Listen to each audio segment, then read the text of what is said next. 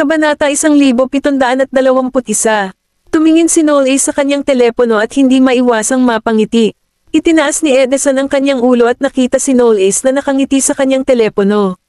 Mahigit kumulang nahulaan niya kung ano ang iningitian ni Noel habang nagtatanong, "Is it Miss Daisy?" Siyempre siya. Kung tutusin, siya lang ang may lakas ng loob na i-spam siya ng mga text message.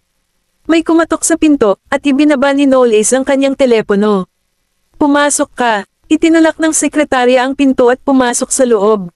Iniabot niya ang isang asul na liham ng imbitasyon sa kanya gamit ang dalawang kamay at sinabing, "Young Mr. Knowles, ito ay isang liham ng paanyaya mula sa maharlikang pamilya." Tiningnan ni Knowles ang invitation letter na may sagisag ng royal family. Kinuha niya ito, at ito ay isang imbitasyon sa isang piging sa palasyo. Pagkatapos maghiwalay ng landas sina Freya at Daisy sa hapon, bumalik si Freya sa kanyang dormitoryo. Pagdating niya sa dormitoryo niya, may tumawag sa kanya, at natigilan siya. Pagkaraan ng ilang sandali, lumingon siya sa kanyang ama at walang ekspresyon na sinabi, "Oo, paano kita matutulungan?" Inilabas ni Brandon ang isang asul na invitation card mula sa kanyang bag at sinabing, "Ito ay isang invitation card mula sa royal family. Siya rin ang lolo mo. Dahil hindi na makakapunta ang nanay mo, kaya..." Mahigpit na hinawakan ni Freya ang strap ng kanyang backpack at huminga ng malalim. "Hindi ako pupunta. Faye, hindi pa ako pinakilala ng nanay ko sa royal family dati. Ngayong patay na si Ken, gusto mong dumalo ako sa handaan. Hindi pa ako nakikita ng taong iyon, kaya sa tingin mo ba nararapat na pumunta ako? Maraming maharlika, politiko, at mayayamang tao mula sa iba't ibang panig ng mundo ang dadalo sa isang malaking okasyong tulad nito. Gayunpaman, wala siyang anumang intensyon na magkaroon ng anumang koneksyon sa maharlikang pamilya, kahit na ang kanyang ina ay anak ng kanyang kamahalan na hari. Nakikita niya ang mga bagay na mas malinaw kaysa sa kanyang ina. Ang kanyang ina ay hindi lehitimong anak ng hari. Gusto niyang lumaban para sa kapangyarihan, kaya mayroon siyang sariling motibo sa tuwing dinadala niya si Ken sa royal banquet. Sa tapat, gusto niyang ipakita sa kanyang ama, na may kilalang posisyon, kung gaano kahusay si Ken. Ang kanyang ina ay higit na kinasusuklaman kapag sinabi ng ibang tao na siya ay anak sa labas ng hari. Gayunpaman, ang katotohanan ay hindi niya makilala ang kanyang sariling lugar at walang kamalayan sa sarili. Nang ipanganak si Noel, agad siyang kinilala ng hari bilang kanyang apo. Gayunpaman, wala siyang sinabi sa kabila ng pagkapanganak kay Ken kaysa kay Noel. Nilinaw na ng hari ang sarili. Kaya lang tumanggi ang kanyang ina na tanggapin ang katotohanan. Tumingin si Brandon sa kanya at sinabing, "Faye, ayoko lang na mahirap ang buhay mo. Mabait kang bata, sigurado akong matatanggap ka ng lolo mo." She chuckled. "Kahit ang mga malalapit kong miyembro ng pamilya ay wala ako sa panahong kailangan ko sila, at inaasahan mong magtitiwala ako sa isang taong hindi ko pa nakikita. I haven't fallen so low to the point na kailangan kong humingi ng tulong sa ibang tao. Kahit mahirap ang buhay ko, wala akong hihilingin sa'yo. Dapat umalis ka na." Tumalikod si Freya at bumalik sa gusali. Ibinaba ni Brandon ang kanyang ulo sa panlulumo. Nais lang niyang makuha ng kanyang anak na babae ang pagkilala ng kanyang lolo upang mapabuti ang kanyang buhay. Kahit na wala siyang suporta mula sa kanyang pamilya, at least, mayroon pa rin siyang maaasahan. Gayunpaman, nakalimutan niya na ang kanyang anak na babae ay natutong alagaan ang kanyang sarili mula noong ito ay bata pa. Hindi siya hihingi ng tulong sa sinuman. Ang kanyang puso ay kasing tigas, ng bakal, at walang makakapagpabago sa kanyang isip. Nanatili si Colton sa Hilton Villas para sa hapunan. Habang naghahapunan si Daisy, nag-video call siya sa kanyang ina. "Nay, ayos na kayo ni Colton. Hindi mo kailangang mag-alala tungkol sa amin." Hapon noon sa panig ni Maisie, kaya nagtatrabaho siya sa kanyang opisina sa Soul Jewelry. Kinuha niya ang isang dokumento at nagtanong, "I suppose wala namang masamang nangyari lately, right?" Dali-dali namang ibinalik ni Daisy ang kanyang telepono sa kanyang kapatid at sinabing, "Pwede mong tanungin si Colton." Itinaas ni Colton ang kanyang ulo at huminga ng malalim habang tinutulig sa ang kanyang kapatid sa kaloob-looban dahil sa pagtatanong sa kanya. "Oo, ma'am, walang nangyari." Inangat ni Maisie ang kanyang ulo para tingnan si Colton. Alam niyang hindi magsisinungaling si Colton sa kanya, kaya tumanggo siya. "Sige, kung ganoon." Kabanata 1722. Ang hindi alam ni Maisie ay medyo nagigilty si Colton ngayon. Kung tutusin, Ito ang unang pagkakataon na nagsinungaling siya sa kanyang ina. Nang may sasabihin pa sana siya, ibinalik ni Daisy ang telepono sa kanyang sarili at sinabing, "Nay, nagkaroon ako ng mga bagong kaibigan sa kolehiyo. Parehong inaalagaan ako ni Colton at Noel Ace, kaya huwag kang mag-alala sa amin." Talaga, tumawa si Maisie. Buti naman at nagkaroon ka ng mga bagong kaibigan, pero siguraduhin mong imulat mo ang iyong mga mata sa pagkakataong ito. Natigilan si Daisy. Mabait na babae si Freya. Hindi siya katulad ni Lisa. Nilagdaan ni Maisie ang kanyang pangalan sa isang dokumento at sinabing, "Iiwan ko iyan para ikaw ang maghusga. Pagkatapos ng lahat, ikaw ay lumaki na ngayon. By the way, gagraduate ka na diba?" Itinaas niya ang kanyang ulo at nagpatuloy. "Pagkatapos mong makagraduate, bibigyan kita ng graduation gift ng 2. Nakangiting sagot ni Daisy, "Oo naman. Hindi na kita iistorbahin, Ma'am. Bye." In-end niya ang video call. Ngumisi si Colton at nagtanong, "Bakit hindi mo sinabi kay nanay ang tungkol kay Ayan?" "Maniwala ka man o hindi, kung sasabihin ko sa kanya ang tungkol kay Ayan, pupunta sila ni Dad sa Yaramur bukas." Ibinaba ni Daisy ang phone niya. Nakuha na niya ang sarili niyang parusa. "Hindi ko na kailangang magdagdag ng insulto sa injury, di ba? Nakuha na ni Ayan ang nararapat sa kanya. Hindi na niya kailangang pakialaman ang bagay na ito. Kung tutuusin, nakaraan na ang nakaraan." Walang sinabi si Colton. May naisip si Daisy at nagmamadaling naglinis ng pinggan. "Nako, muntik ko nang makalimutan. Manunood ako ng opera bukas kasama si Freya. Kailangan kong magpahinga ng maaga." Samantala, sa piging ng maharlikang pamilya, ang Rose Palace Banquet Hall ay isang napakagandang lugar. Ang pinggan para sa pagkain ay ginto, at ang alak ay ibinigay ng Chateau Latour sa mataas na presyo. Maliban sa mga maharlika, mayroon ding mga politiko mula sa mga kalyadong bansa at mga kinatawan ng royal family na dumating sa piging. Lahat ng mga naruroon sa bulwagan ay marangal, at mayroong maraming malalaking pangalan. Dumalo si Noel Ace sa piging kasama ang kanyang ina. Si Diana ay nakasuot ng green velvet dress na may emerald earrings at pearl necklace.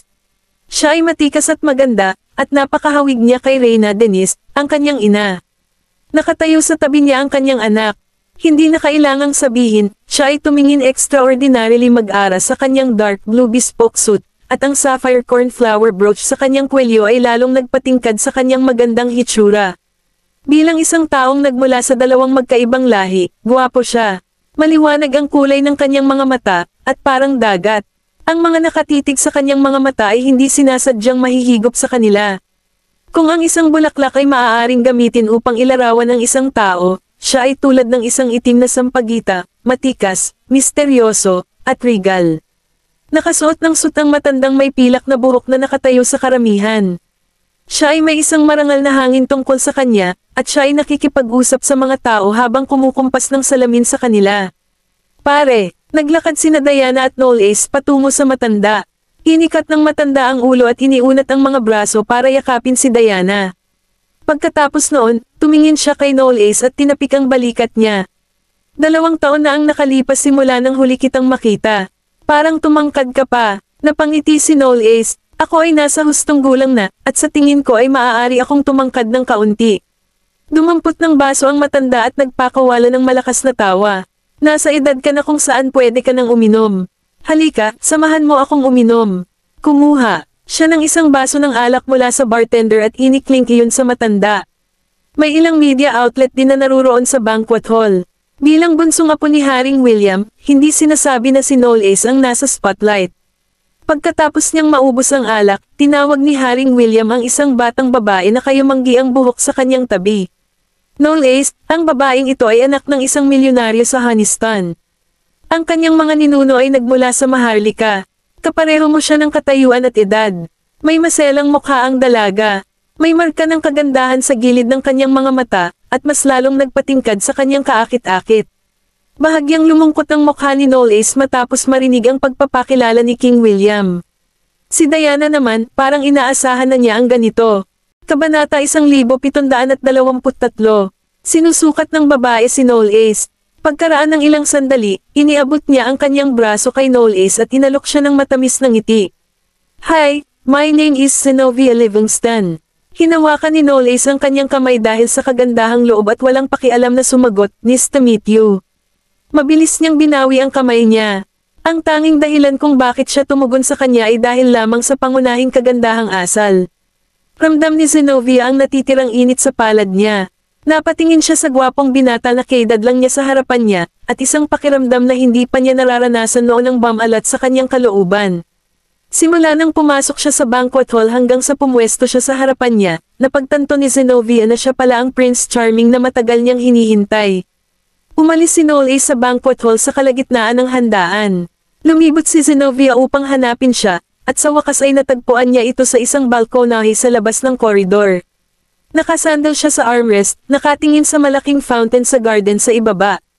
Parang may iniisip siya. Lumapit sa kanya si Zenobia at binati. Mr. Knowles, binawi ni Noel Ace ang tingin at lumingon sa kanya. Mahinang sagot niya, "How can I help you?" Huminto si Zenobia sa harapan niya at tumawa. "Nakita kitang nakatayo dito mag-isa, kaya lumapit ako. Ano bang nasa isip mo?" Hindi sumagot si Noel Ace, hindi nagalit si Zenobia. Sa halip, tinukso siya nito. "Nakakalungkot naman. Hindi mo ba naisip na dapat kang magbigay ng reaksyon kapag kinausap ka ng magandang babae?" Napapikit si Noel Ace, at walang ekspresyon ng mukha. "Mukhang malaki ang tiwala mo sa sarili mo." Natigilan si Zenobia ng ilang segundo. Gayunpaman, hindi nagtagal ay natauhan siya at inayos ang kanyang buhok sa kanyang likuran. "Oo naman. Medyo confident ako sa sarili ko. At saka, mahalaga para sa mga babae na maging kumpiyansa, hindi ba? Marami siyang manliligaw noon sa Honeyston, ngunit ang mga lalaking iyon ay interesado lamang sa kanyang hitsura, katawan, at background ng pamilya. Nakita niya ang tunay na ugali ng maraming lalaki. Naisip niya noong una na kailangan niyang sundin ang kaayusan ng kanyang pamilya at magpakasal sa isang lalaking kaparehas ng kanyang katayuan. Nang pumayag siyang pumunta sa Yar Amor para dumalo sa piging kasama ang kanyang ama, hindi niya akalain na makakatagpo siya ng lalaking naaakit sa kanya. Ang kanyang katayuan ay tugma sa kanya. Ang kanyang hitsura at ugali ay parehong namumukod tangi, at siya ang kanyang uri.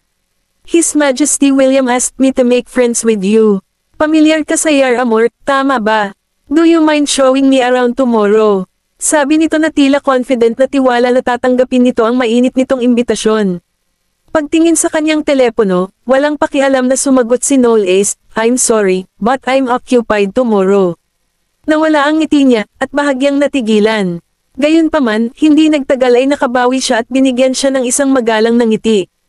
"Busy ka?" "Yeah," sagot niya. Kanina pa siya nakatingin sa screen ng phone niya, at parang may messaging siya.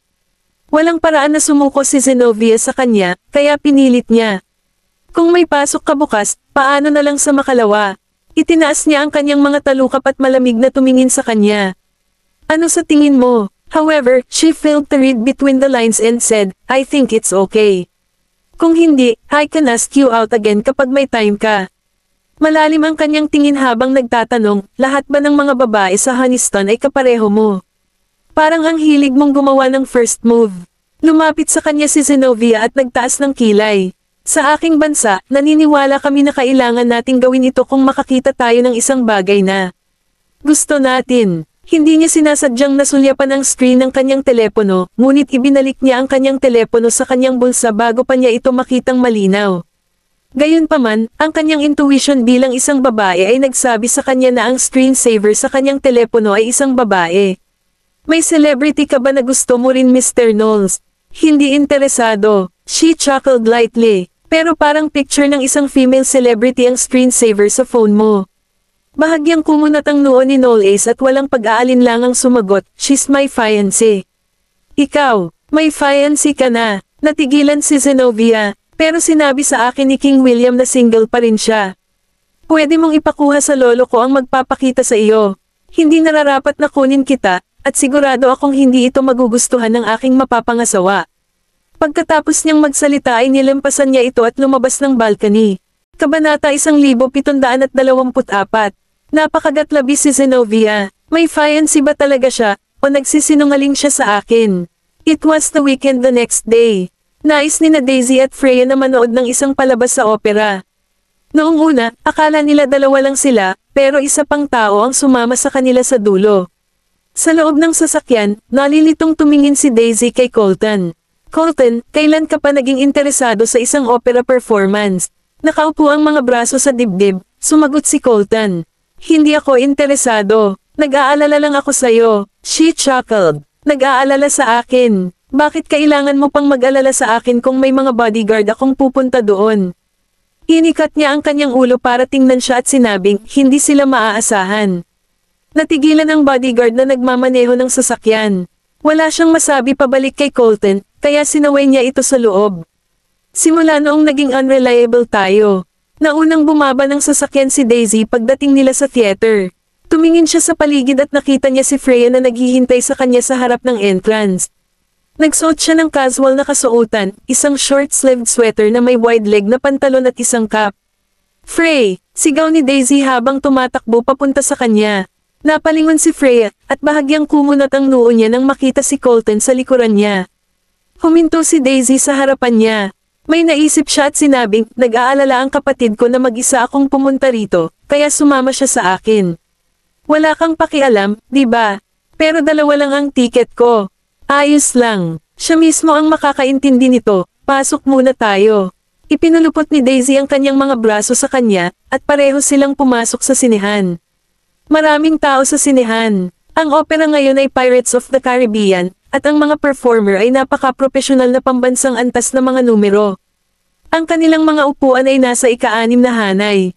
Pagkaupo nilang dalawa, lumapit si Colton.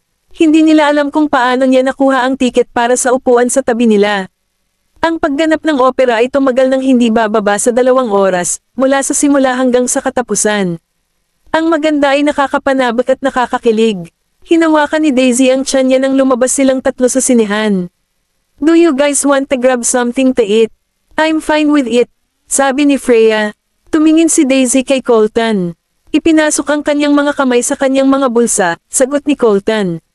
"Mag-book ka ng restaurant." Nag-book si Daisy ng restaurant na nag-aalok ng kakaiba at kakaibang pagkain.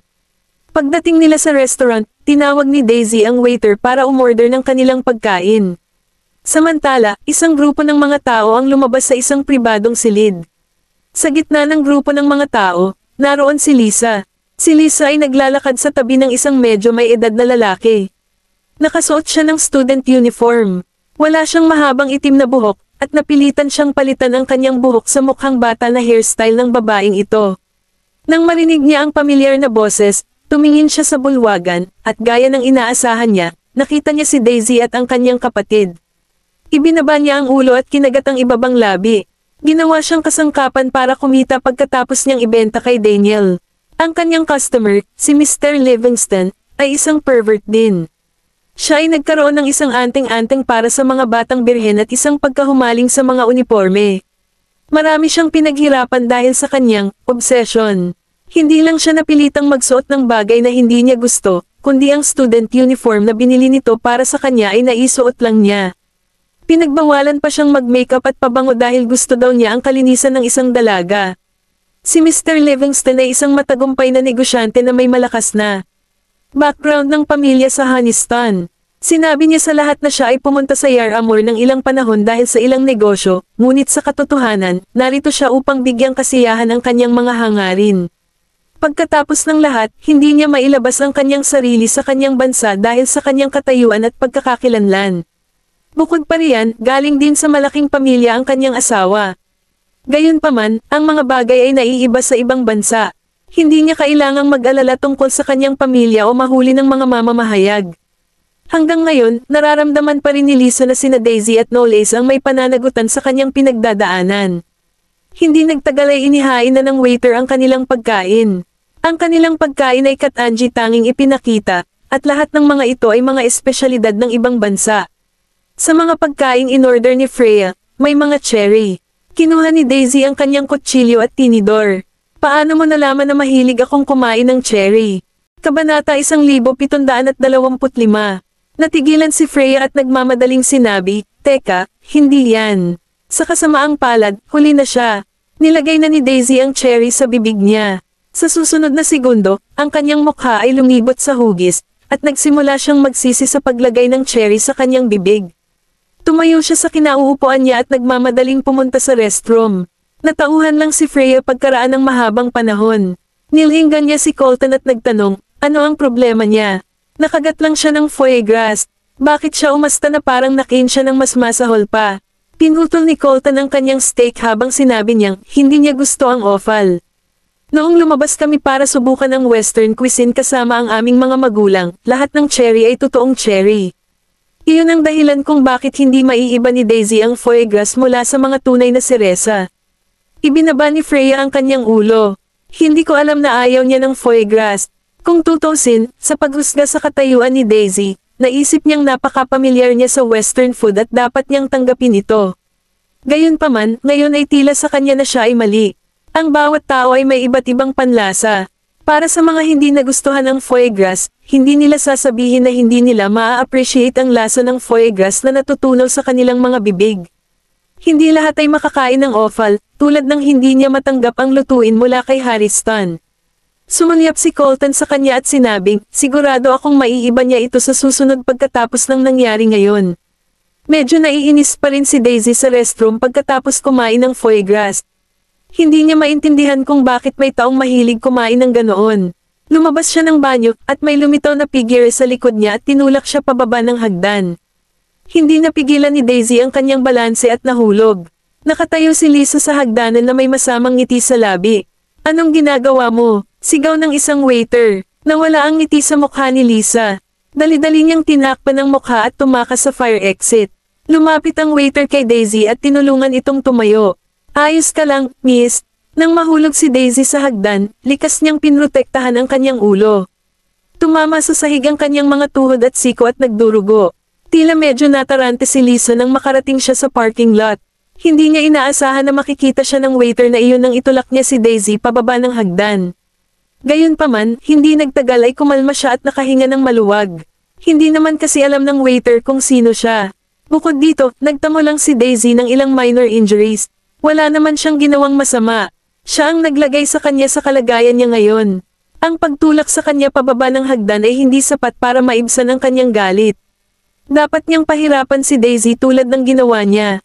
Pumunta ang waiter para ipaalam kina Colton at Freya ang tungkol kay Daisy.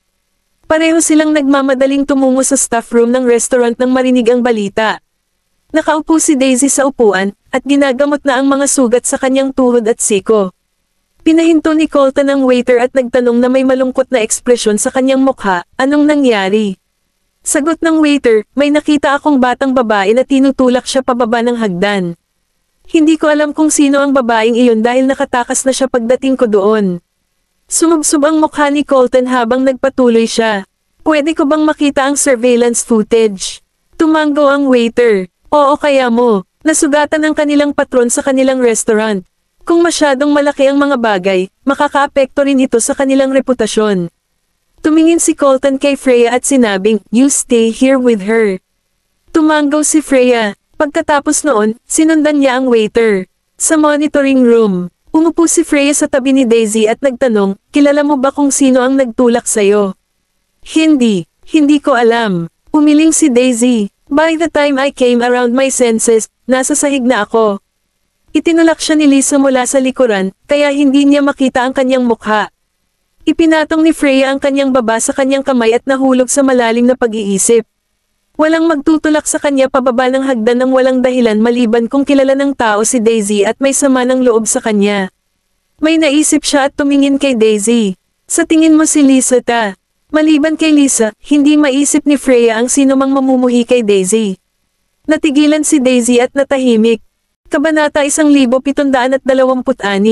Sa kabilang sulok ng lugar, inilabas ng waiter ang surveillance footage, at nakita nila si Daisy na papalabas ng banyo. Sa sumunod na sandali, biglang lumabas sa sulok ng monitor ang isang ginang at tinulak si Daisy. Nakaharap ang likod ng babaeng iyon sa surveillance camera sa buong proseso, kaya hindi nila makita ang kanyang mukha. Nang makita ang eksenang ito, si Colton ay napakatahimik. Bagamat sadyang iniwasan ng kabilang partido ang mga kamera, nahulaan na niya kung sino ito. Si Noel Ace, na nalaman na nasugatan si Daisy, ay agad na isinantabi ang trabaho, ibinigay ito sa kanyang sekretarya, tumayo, at lumabas ng opisina. Sa corridor, nakasalubong niya si Zenobia, nakalalabas lang ng elevator, at ang katabi niya ay ang assistant ni King William, si Paul. Tumigil si Noel Ace, at agad na lumabo ang kanyang ekspresyon. Naglakad si Paul pasulong, nagbigay ng ngiti, at tumango. Mr. Knowles, hiniling sa akin ng kanyang kamahalan na dalhin dito si Miss Livingston. Sana ay magkaayos kayo ni Miss Livingston. Bahagyang nanlamig ang balangkas ng mukha ni Knowles, at ang kanyang walang pakialam na mga mata ay dumampi sa mukha ni Zenobia sa loob ng ilang segundo. Tumaas ang kilay ni Zenobia at nagkunwaring hindi nabasa ang ekspresyon nito. Nasa likod niya ang suporta ni King William, hindi pa banggitin na siya ay palaging isang mapagkompetensyang tao, at hinding-hindi siya papayag na kumilos siyang duwag at sumuko. Napatingin si Paul kay Zenobia. Miss Livingston, I hope you'll have a great time with Mr. Knowles. Ngumiti si Zenobia at nagpasalamat. Salamat. Pagkaalis ni Paul, sumandal si Zenobia sa harap ni Knowles na may mapaglarong ekspresyon. Alam kong hindi ka talaga lalapit sa akin, pero hindi mahalaga. Makakapunta ako sa iyo palagi. Walang ekspresyong tumingin sa kanya si Knowles at makahulugang sinabi, mukhang hindi mo sineseryoso ang mga sinabi ko. Nilinaw niya ng husto ang gabing iyon. Alam na alam ni Zenobia ang ibig niyang sabihin. Pinunasan niya ang manicure na katatapos lang niyang gawin at ngumisi. I know you have a fiancé, but you haven't announced it publicly, di ba? Nakasimangot si Knowles. Nagtaas ng tingin si Zenobia para tingnan siya. Hindi man lang alam ni King William na may nobyo ka na. Ibig sabihin, ikaw at siya ay nasa isang relasyon lamang. Kaya hanggat hindi ka pa kasal, hindi pa ba ako may pagkakataon na ipaglaban ka? Ngumisi si Knowles, at ang kanyang mga mata ay mukhang nakakainis. Are you saying that you want to fight with her? Mayroon bang tuntunin na nagsasabing hindi ko ito magagawa? Ikinawit ni Zenobia ang kanyang daliri sa kwelyo ng kanyang suit. Sa aking pagkakakilanlan at katayuan, kung kami ay magpakasal, ang aking mga magulang ay walang pasubali na susuportahan ang Knowles at ang iyong kumpanya. I can bring you all the benefits that you can imagine. Muli siyang humakbang patungo sa kanya, at isinara ang distansya sa pagitan nilang dalawa ng isa pang kalahating pulgada, at tinitigan ng mga matang iyon na laging nakakabighani sa kanya. Ikaw at ang iyong maliit na kasintahan ay hindi nagpahayag ng iyong relasyon sa publiko. Marahil, ang kanyang pagkakakilanlan ay hindi tumutugma sa iyo. Lubos kong naiintindihan. Ang kwento ni Cinderella ay isang bagay na umiiral lamang sa mga fairy tales. Siya ay tunog lubhang mapangahas dahil sa kanyang pagtitiwala sa kanyang pagkakakilanlan at kapangyarihan. Isang Cinderella na walang family background. Kahit na maging girlfriend niya ito, kailangan pa rin niyang iyuko ang kanyang ulo sa harap ng kapangyarihan at katayuan. Hindi ko na kailangang gumawa ng kahit ano. Magiging matino siyang sumuko at masunurin na lumayo. Hinawakan ni Knowles ang kamay niya. Natigilan si Zenobia, saglit, at lumakas ang tibok ng puso niya. Ngunit sa sumunod na segundo, hindi man lang nag-atubili si Knowles bago siya itinaboy. Naka-high heels si Zenobia kaya nawalan siya ng balanse at bumagsak sa lupa. Nagulat siya at nagtaas ng ulo. Itinulak mo lang ba ako? Kinuha ni Knowles ang isang panyo sa kanyang bulsa, pinunasan ng kamay na ginamit niya sa paghawak sa kanya, at pagkatapos ay itinapon ito sa basurahan sa tabi niya. Miss Livingston, naisip mo na ba na baka na-overestimate mo ang sarili mo? Hindi pa naranasan ni Zenobia ang gayong mga hinaing mula noong siya ay bata, lalo pa sa harap ng isang lalaki. Ang mga lalaking nakapaligid sa kanya ay natatakot sa kanya at nambobola siya. Sino ang may lakas ng loob na tretuhin siya ng walang awa? She stood up and said in amusement, "Are you saying that I'm overestimating myself?" Wala akong pakialam sa kapangyarihan na mayroon kayong mga Livingston, maliban doon. Tumigil sandali si Knowles at saka siya tinignan ng masama. Isave ang iyong sarili ng ilang oras at lakas at iwanan ang pakikipaglaban. Hindi kita gusto, kaya tigilan mo na ang pagiging matalino at matalino. Kabanata 1727. Parang babala ang huling pangungusap. Hindi siya pinansin ni Knowles at umalis. Kinagat ni Zenobia ang kanyang labi, lumingon kay Knowles, at galit na tinapakan ang kanyang mga paa. Pagsisisihan mo yan. Sumugod si Knowles sa Hilton Villas, at tinanong niya kaagad ang kasambahay nang dumating ito para buksan ang pinto, nasaan si Daisy. Bago pa siya masagot ng kasambahay, bumaba na si Colton. Knowles, ganito ba ang pag-solve mo ng isyo? Kumunat ang noo ni Knowles. Anong ibig mong sabihin? Huminto si Colton sa harapan niya. Di ba sabi mo na resolve mo na ang isyo ni Lisa?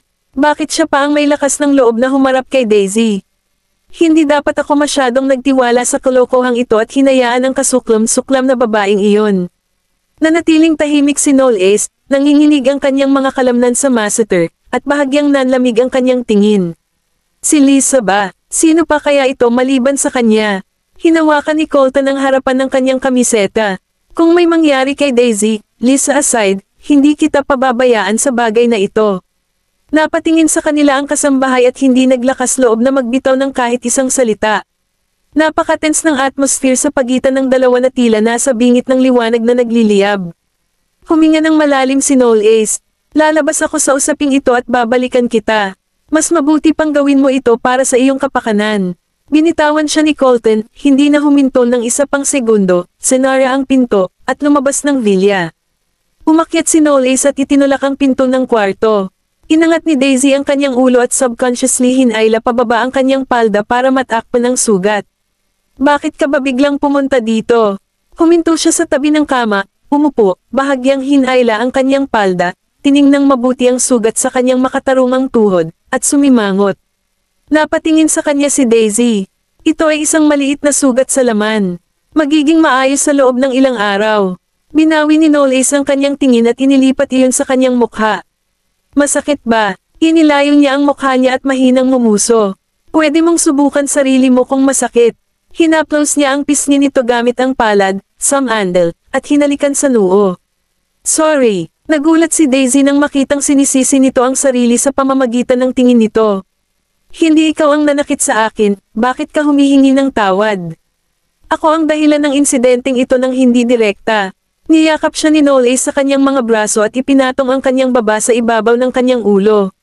Daisy, hindi ko na siya bibigyan ng isa pang pagkakataon na gawin ang anumang bagay sa iyo. Tumangala si Daisy sa kanya at medyo nagulat. Si Lisa ba ang tinutukoy mo? Tumugon siya ng isang ugong, at ang kanyang mga mata ay naging malungkot at mamamatay tao kapag hindi siya pinapansin. Ang orihinal kong intensyon noong pinili kong iwan siya sa black market ay para pahirapan siya at magsisi. Masyadong komportable para sa kanya ang buhay niya sa black market. Ipinikit ni Daisy ang kanyang mga mata, at ang mga pag-iisip ay pumasok sa kanyang isipan. Pagkaraan ng ilang sandali ng katahimikan, biglang naamoy ni Daisy ang halimuyak mula sa kanyang suit. Bakit amoy pabango ka? Bahagyang naningkit ang mga mata ni Noel Ace. Mukhang sinadya ni Zenobia ang pag-spray sa akin ng pabango niya nang lumapit siya sa akin kanina lang. Niyakap niya si Daisy at mahinang tumawa. Ang sensitive talaga ng ilong muha. Tinatawag mo ba akong aso? Hindi ko sinabi yan. Hinalikan siya ni Noel Ace sa pisngi. Tinulak siya ni Daisy palayo. Hindi mo pa nga ako sinasagot pinagsasamantalahan mo na ako. Nagbigay siya ng isang mapait na ngiti at pagkatapos ay itinago kaagad ang kanyang ekspresyon. Noong papunta na ako dito, bumangga sa akin ang isang babae na hindi alam ang posisyon niya. Ang bango na natatanggap mo ay maaaring nagmula sa pangyayaring iyon. Nagtaka siya. Kilala mo ba siya? Huminto siya ng ilang segundo. Hindi. Nang makitang nagdududa pa rin si Daisy sa kanya, agad na hinubad ni Noel Ace ang kanyang jacket at tumawa. Itatapon ko itong jacket pag uwi ko para hindi ka magselos. Nag-cross arms si Daisy at inilayo ang mukha. Kung madali lang akong magselos sa mga mumunting bagay sa buong araw, baka hindi na ako mabuhay ng mahabang buhay.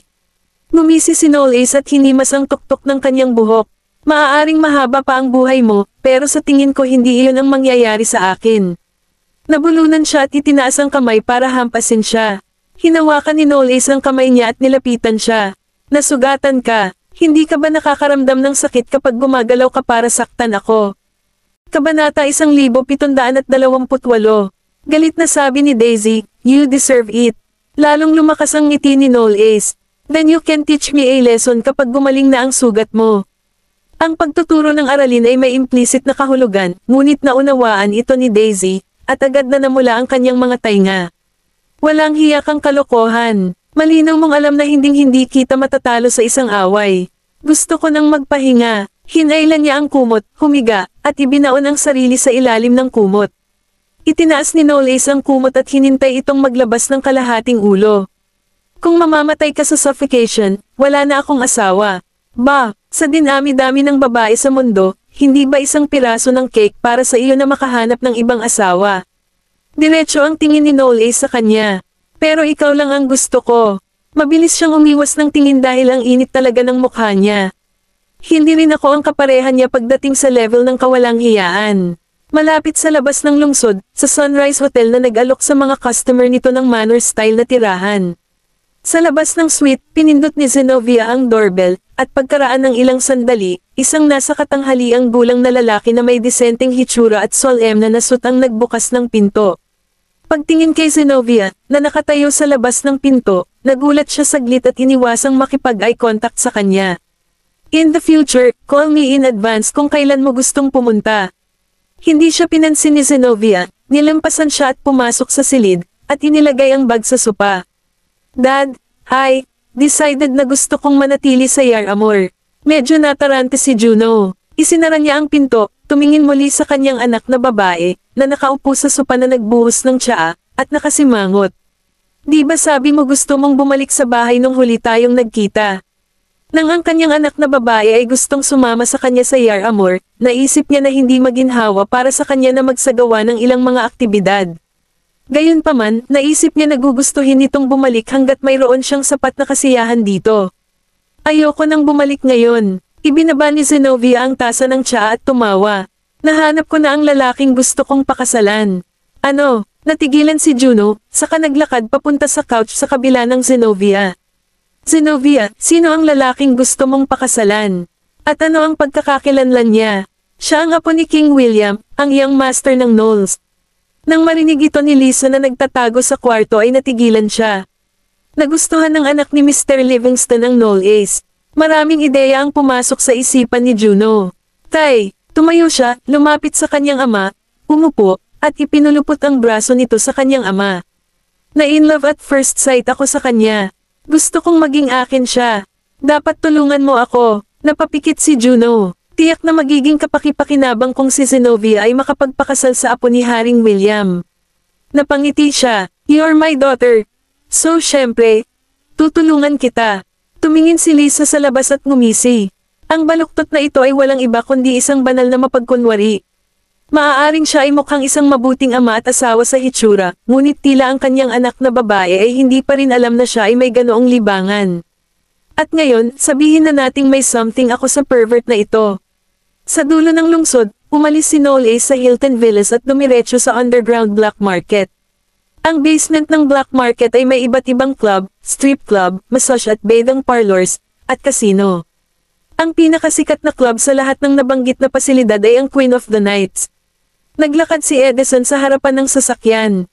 Dahan-daang ibinaba ni Knowles ang bintana ng kotse, at iniulat ni Edison, Mr. Knowles, ang mga bisitang binibigyan ng serbisyo ni Lisa ay may kakaibang pagkakakilanlan, at sinabi nila na hindi nila ito maaaring ibunyag ayon sa mga patakaran ng club. Ang Queen of the Nights ay isang club na pinamamahalaan mismo ni Donald, at karamihan sa mga kliyenteng pinaglilingkuran nila ay may mga espesyal na pagkakakilanlan.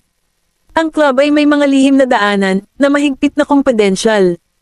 Ang mga bisitang may mga espesyal na pagkakakilanlan ay karaniwang nag-aatubili na ibunyag ang kanilang personal na impormasyon, at ine-encrypt ng staff ang impormasyon ng customer. Kahit na ang mga pulis ay pumunta dito para sa mga investigasyon, hindi nila mahahanap ang mga ito. Ito ang dahilan kung bakit ang reyna ng mga gabi, na lubhang nakakubli sa mga upper class na bilog, ay napakapopular sa kanila. Lumamlamang ekspresyon ni Knowles, mukhang malamig at nagtatampo. Mukhang sinusubukan niyang pasayahin ang natatanging panauhin na iyon at humanap ng paraan para sa kanyang sarili. Maaaring minaliit ko ang determinasyon ni Lisa na mabuhay. Tanong ni Edison, ano ang dapat nating gawin ngayon? Kung ang bisita sa likod niya. Kabanata 1729. Paano kung natagpuan niya ang sarili niyang isang tagapagtaguyod?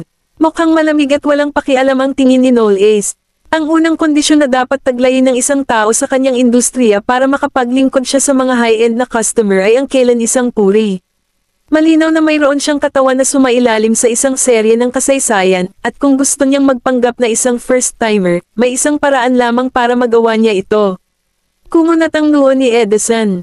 Ngunit kumikita siya kay Donald. If we were to make a move on her, Donald will definitely not stand by and watch. Sa mata ni Donald, ang tanging bagay na mahalaga sa kanya ay ang kanyang mga interes. Kaya sino ang makakasigurong hindi siya papanig kay Lisa para protektahan ang kanyang mga interes? Napangisi si Knowles, hindi lang si Lisa ang maaaring magdala ng mga benepisyo ni Donald. Sa reyna ng mga gabi, kailan kaya magtatapos ng maayos kapag naubusan ng halaga ang isang babae? Makalipas ang ilang araw, si Daisy ay bumalik sa kolehiyo at narinig ang kanyang mga kaklase na nag-uusap tungkol sa pakikipag-ugnayan ni Noel Ace. Huminto si Daisy sa labas ng rehearsal room, at dama po ang kanyang tingin sa mga taong nagkukumpulan sa isang bilog. Pinag-uusapan si Noel Ace. Hindi ba nanliligaw si Noel Ace kay Daisy? Sino ang nakakaalam? Sinasabing gusto ni King William na pakasalan niya ang anak ng isa sa mga consortium ng Honeyston. Kaya kahit na si Daisy ay anak ng mga Goldman, kailangan pa rin niyang kunin ang pag-aproba ng kanyang kamahalan. Nang may makakita kay Daisy, hindi nila namamalayan na tinulak ang taong nagsasalita, at lahat ay tumingin sa kanya at nagkalat ng awkward. Kinagat ni Daisy ang mga labi niya at biglang naglakad palapit sa kanila. Saan nanggaling ang balita? Hindi ka ba nanonood ng balita? Oo, nasa balitang lumabas sa telebisyon kaninang umaga. I'm guessing na maraming tao ang dapat makakita nito. Kinuha ni Daisy ang kanyang cellphone para tingnan ang balita sa internet. Sure enough, may video. Matyaga niyang tinapos ang buong panayam at itinago ang kanyang cellphone. At parang walang nangyari, kalmado siyang nagpalit ng dancewear. Nagulat din ang mga kaklase niya. Paano siya hindi magagalit kapag nakita niyang ikakasal na sa ibang babae ang boyfriend niya? Nang dumating si Freya sa rehearsal room para hanapin si Daisy, natapos na ang rehearsal, at si Daisy lang ang tao, na nanatili sa likod upang magsanay ng paulit-ulit sa walang laman na entablado. Nakarating si Freya sa gilid ng stage. Daisy, tumigil si Daisy, lumingon sa kanya, at ngumiti. Anong meron? Hindi pa ba tapos ang rehearsal? Bakit ka pa nagpa-practice mag-isa? Tentative na tanong ni Freya sa kanya. Hindi siya sigurado kung nakita na ni Daisy ang balita.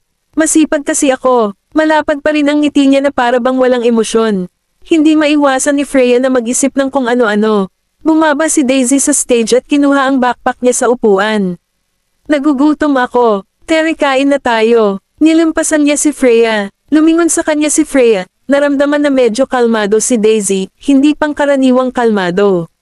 Downtown, si Zenobia ay nakaupo sa booth ng restaurant at nasa mabuting kalagayan. Unilaterally kong isiniwalat sa media na makikipag-engage ako kay Noel Ace. Dapat nakita ito ng kanyang maliit na kasintahan, tama ba? Ako ay may tiwala na magagamit ko ang balitang ito para ilayo sa akin ang babae. At habang ako ay nasa ito, maaari kong opisyal na itali ang aking sarili sa Noel Ace sa pamamagitan ng balitang ito. As long as he dares to announce his relationship with that girl will only become the homewrecker who intervene in our relationship.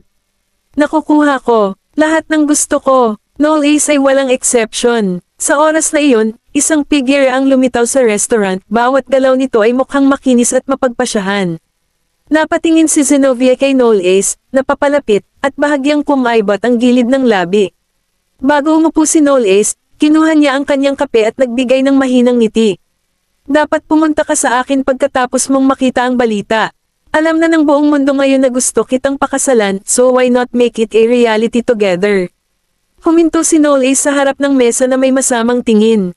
Mukhang hindi uobra sa iyo ang mga salita, o sa tingin mo ba ay hindi ako maglalakas loob na gumawa ng anuman sa iyo dahil lang sinusuportahan ka ng lolo ko. Kabanata 1730. Inilapag ni Zenobia ang kape. Sandali na lang bago tayo magka-engage. Nagagalit ka ba dahil isinapubliko ko ito nang walang pahintulot mo? Wala man lang bahid ng kaguluhan sa mga mata ni Noel Ace. Sino bang nagsabi sa'yo na papayag ako dyan? Mataas ang pag-asa ng kamahalan sa ating kasal. Tumayo si Zenobia at lumapit kay Noel Ace. Sigurado akong mai-inlove ka sa akin sa lalong madaling panahon pagkatapos mong makasama ako. Bigla siyang napamura, pero parang nagtatampo ang ekspresyon niya. You've crossed a line with your wittiness. Ang mga mata ni Zenobia ay napuno ng bakas ng mapangahas na katuwaan habang papalapit ito sa kanya. Wala akong pakialam sa kawalang interes mo. Kung tutusin, tulad mo, at siguradong mas mapasaya kita kaysa sa girlfriend mong si Cinderella. O talaga, walang ekspresyon si Noel Ace, at mas naging malamig ang kanyang tingin. Alam mo ba kung ano ang gagawin ko sa isang tulad mo? Tumawa si Zenobia, kahit ano ang gawin mo sa akin, lahat sila ay kaakit-akit sa akin. Sinampal siya bigla ni Noel Ace. Si Zenobia, na hindi pa natalo sa buong buhay niya, ay hindi nakuha ang kanyang buong lakas at nahulog sa mesa. Natigilan siya at nagtatakang nakatingin sa kanya.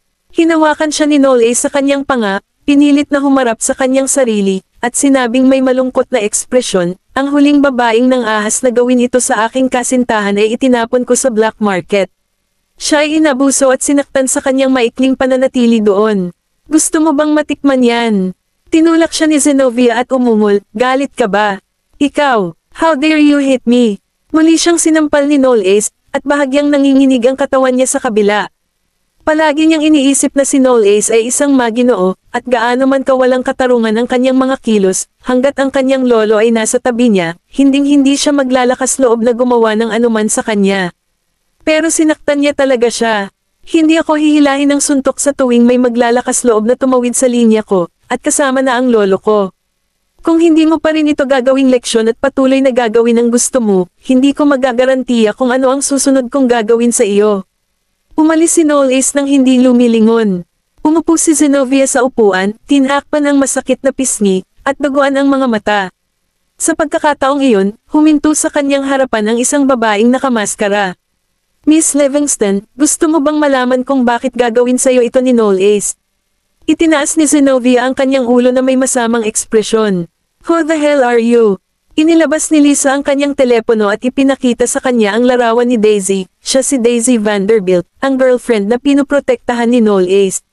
Sa kantin ng kolehiyo, si Daisy ay kumakain ng nakayuko, at hindi na siya nagsalita mula ng umorder. Matagal nang napansin ni Freya ang kanyang abnormalidad.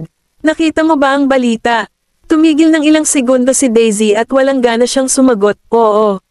Pakiramdam ni Freya ay walang magawa. Hindi umamin si Noel Ace sa engagement. Pinagsama-sama talaga ng babaeng iyon ang lahat. Bakit hindi mo tanungin si Noel Ace ng personal kung nag-aalala ka? Sa kabuuan ng video, ang babae lang ang nagpakita at nag-claim ng unilaterally na engaged na siya kay Noel Ace. Ngunit pumayag ba si Noel Ace sa pahayag na iyon? It's so obvious that's something that she cooked up unilaterally. Nagtaas ng ulo si Daisy. But still, wala siyang ginawa para linawin ito. Sa pag-iisip nito, nakaramdam siya ng matinding pagkalumbay at panlulumo. Paano mo malalaman na hindi niya lilinuwin? Baka wala na siyang oras para manood ng balita mismo. Itinapat ni Freya ang kanyang kamay sa gilid ng kanyang noo at tumawa. Hindi mo ba alam kung gaano kakagusto ni Noel Ace? Hinubad nga ni Lisa ang damit sa harapan niya pero bigo pa rin siyang akitin. Sa tingin mo ba may kakayahan itong babaeng ito na agawin siya sa'yo? Nagpout si Daisy. Alam niyang mahal na mahal siya ni Noel Ace, ngunit nang makita niya ang balita, hindi niya maiwasang magalit sa tuwing naiisip niyang ikakasal na ito sa ibang babae. Dinalhan siya ni Freya ng mga gulay. Sige, kumain ka muna ng may kapayapaan. Noel Ace is all yours. Hindi siya tatakas.